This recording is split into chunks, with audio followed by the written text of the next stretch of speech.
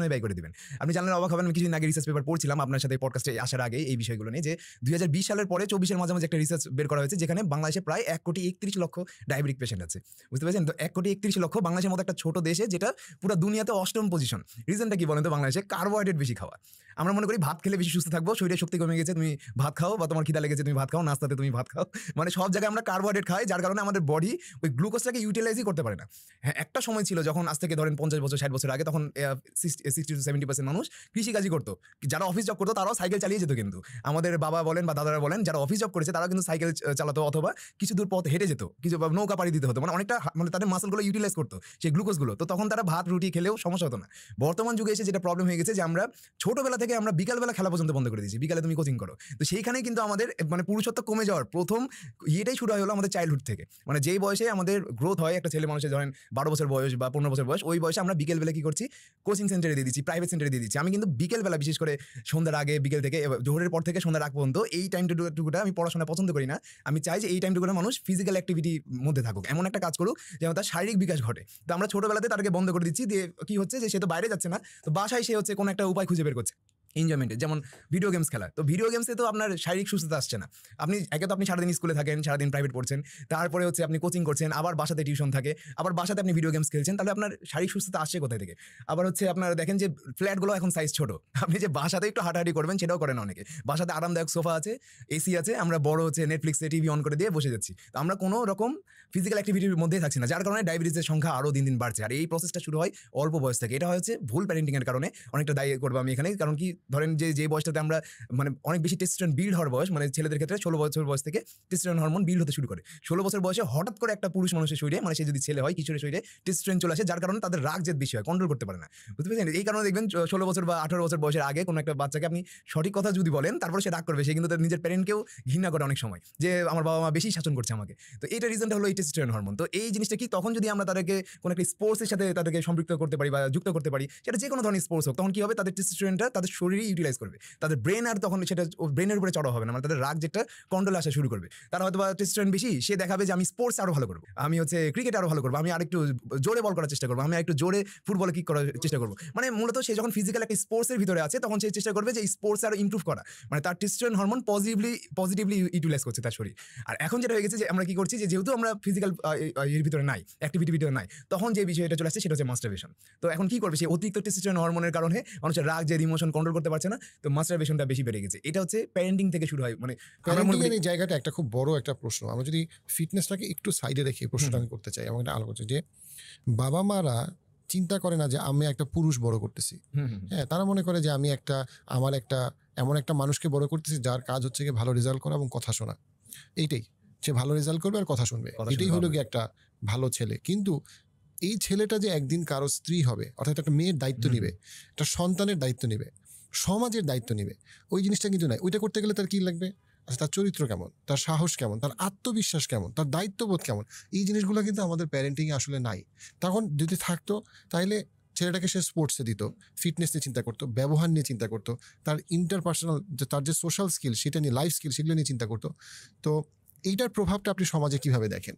এইটাই তো টোটালি দেখেন যে একজন মানুষ ধরেন যখন তার আত্মবিশ্বাসই কমে গেল, সে ছোটবেলা থেকে স্পোর্টসে যায়নি, বিভিন্ন মানুষের সাথে মেশেনি, তো সে কি করবে, যখন তার মানে শারীরিক শক্তিও যখন তার কম, সে হয়তো কোনো একদিন দেখবেন যে শারীরিক পরিশ্রমের মধ্যে দিয়ে যেতে পারে, হঠাৎ করে হয়তো সে দেখবে যে অল্পতে হাঁপিয়ে যাচ্ছে, তখন তার আত্মবিশ্বাস কমে যাবে। যখন মানুষের আত্মবিশ্বাস কখন কমে, যখন মানুষের বিশ্বাসটা ভেঙে যায়, যখন আপনি বিলিভ করেন যে আপনি হয়তো ফিট, হঠাৎ করে একটা কাজ করতে গিয়ে আপনি ফিল করলেন যে আমি তো অনেক সেরকম ফিট না, আমার বয়স অনুযায়ী তো আমি দ্রুত হাঁপিয়ে যাই, আমি হয়তো 4 তলা বা 3 তলা সিঁড়িতে উঠলেই অনেকক্ষণ ধরে বসে বসে হাঁপাই, তখন কিন্তু মানুষের আত্মবিশ্বাস কমে যায়। মানে যখন আপনার বিশ্বাস ভাঙবে নিজের উপরে, তখন আত্মবিশ্বাস কমে যায়। যখন আপনি স্পোর্টসে যাবেন, তখন আপনি কি হবে, যখন আপনি রেগুলার বেসিসে, আপনি ধরেন প্রথম দিন জোরে দৌড়াতে পারবেন না, হয়তো আপনি 100 মিটার দৌড়াবেন 1 মিনিট সময় লাগবে, কিন্তু 1 মাস ট্রেনিং করার পর দেখবেন আপনি 100 মিনিট 10 সেকেন্ডে পার করে ফেলছেন, তখন আপনার আত্মবিশ্বাস অনেক দ্রুত বাড়বে। আর যেটা আত্মবিশ্বাস বাড়লে টেস্টোস্টেরন হরমোনও গ্রো হয়, বুঝছেন? তো এই ব্যাপারটা কি, আত্মবিশ্বাসের সাথে তো তার পুরো ক্যারিয়ারটা যুক্ত।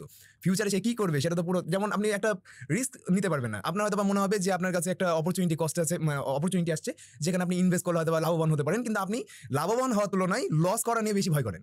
মানে আপনি বিজনেসে ইনভেস্টই করতে পারবেন না, না কখনো, অথবা আপনি হয়তো জব করেন, আপনার হাতে হয়তো ইনাফ টাকা আছে কিন্তু আপনি জানেন না কোথায় ইনভেস্ট করতে হয়।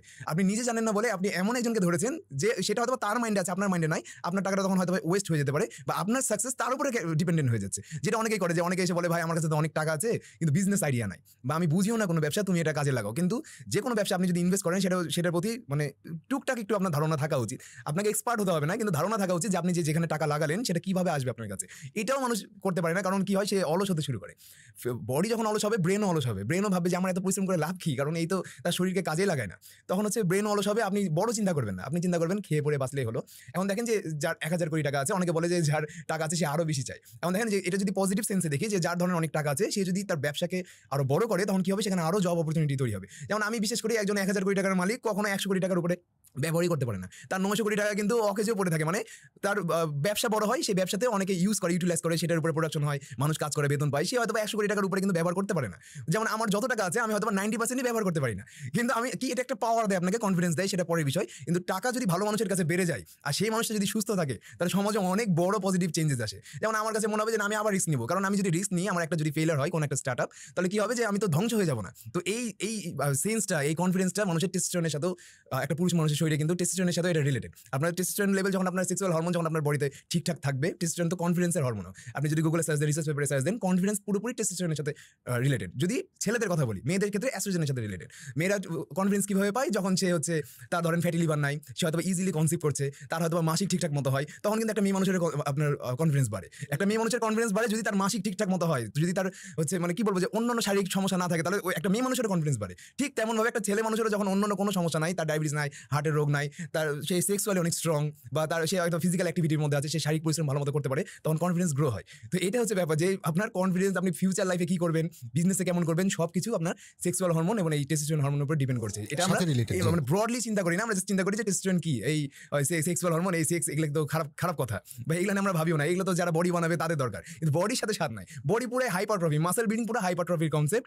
সেটা যারা মোটামুটি যারা হার্টের রোগী আছে তারা বুঝে যে হাইপারট্রফি কিভাবে কাজ করে। আপনি যখনই এমন একটা পরিশ্রম করবেন যেটা আগে কখনো করেনি, তখনই আপনার মাসেল বড় হবে। আমাদের হার্ট কিভাবে বড় হয়, আমাদের হার্ট যখন হচ্ছে, আমরা যখন অতিরিক্ত মোটা হয়ে যায়, আমাদের হার্ট ধরেন যে 1000টা সেলের জন্য তৈরি হয়েছে ব্লাড পাম্প করার জন্য, আমি মোটা হয়ে 2000টা সেল হয়ে গেছে আমার শরীরে। এটা মানে ইয়ে করে বলছি আমি, মানে সেল কিন্তু সেলের সংখ্যা কিন্তু বাড়ে না, মানে সেলের আকারটা বড় হয়, আমি জাস্ট উদাহরণ দিয়ে বলছি। তো যখন হার্ট মনে করবে যে আগে আমাকে 1000টা সেলে ব্লাড পাম্প করতে হতো, এখন করতে হচ্ছে 2000টা, তাহলে আমি কি করবো, এখন আমি তাহলে একটু বড় হই, তখন হার্ট কি করে, বাইরেও বড় হয়, ভিতরে যে ব্লাড জমে সেই চেম্বারের আকারও বড় হয়। তো সেটাকে বলা হয় হাইপারট্রফি। তো চেম্বারের আকার বড় হওয়ার কারণে ব্লাড জমে না, হার্টের ভিতরে ব্লাড স্টোর করতে পারে না। মানে আমার যতটুকু, আমার ধরেন পা পর্যন্ত ব্লাড পৌঁছাতে যতটা ফোর্স দরকার, আমার হার্ট তত ফোর্স ক্রিয়েট করতে পারে না, তখন মানুষের হার্ট বড় হয়ে যায়, যেটাকে বলা হয় হাইপারট্রফি, আর যার কারণে কার্ডিয়াক অ্যারেস্ট হয়। মাসেলও কিন্তু সেম, মানে আমাদের হাত পায়ের মাসেল বলেন, আমাদের হচ্ছে যে কোনো অঙ্গের মাসেল, আমাদের হার্টও তো মাংসপিণ্ড একটা। তো আমাদের হার্ট মানে হাত পায়ের মাসেলও যখন দেখে যে সেই ছেলেটা আগে 10 কেজি চাটতো, এখন সে 20 কেজি লিফট করছে, তাহলে তার পরের বার যেন 20 কেজি ইজিলি লিফট করতে পারে, তাই তার ওখানে মাসেলটা বাড়াতে হবে, এটা ব্রেন ফিল করে। তো তখন আপনার ওখানে মাসেল বাড়ে। সেম ভাবে যখন আপনি পরিশ্রম করা ছেড়ে দিবেন, তখন আপনার ব্রেন ফিল করবে যে এর এত বেশি মাসেলের দরকার নাই, এর এত বেশি টেস্টোস্টেরনের দরকার নাই, এর এত বেশি সেক্সুয়াল হরমোনের দরকার নাই, কারণ কি, সে তো পরিশ্রমই করে না। তো এটাই হচ্ছে তখন হাইপারট্রফি রিভার্স হবে, আপনার মাসেলও ছোট হবে, যার কারণে ব্যায়াম কিছুদিন মানুষ কন্টিনিউ করার পর ছেড়ে দিলে মানুষ আবার শ্রিঙ্ক হয়, মানে আস্তে আস্তে ছোট হয়ে যায় সাইজ।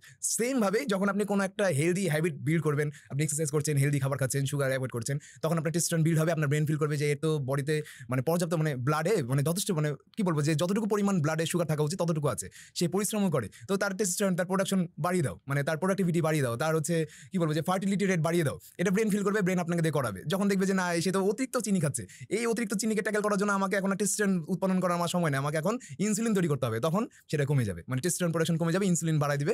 এইভাবে হচ্ছে আমাদের ব্রেন আমাদের পুরো বডিকে কন্ট্রোল করে, যেটা লার্জার প্রসেসে মানুষ এটা বুঝতেই পারে না। আমরা সব কিছুই মনে করি যেটা মনে হয় ফিটনেস মনে হয় খালি মাসেল বাড়ানোর জন্য, কিন্তু না, ব্যাপারটা ফিটনেস পুরোপুরি একটা ইকোসিস্টেম, মানে এটার সাথে পুরো আপনার একটা দেশের অর্থনীতি ডিপেন্ড করছে, মানে যদি লার্জলি চিন্তা করি।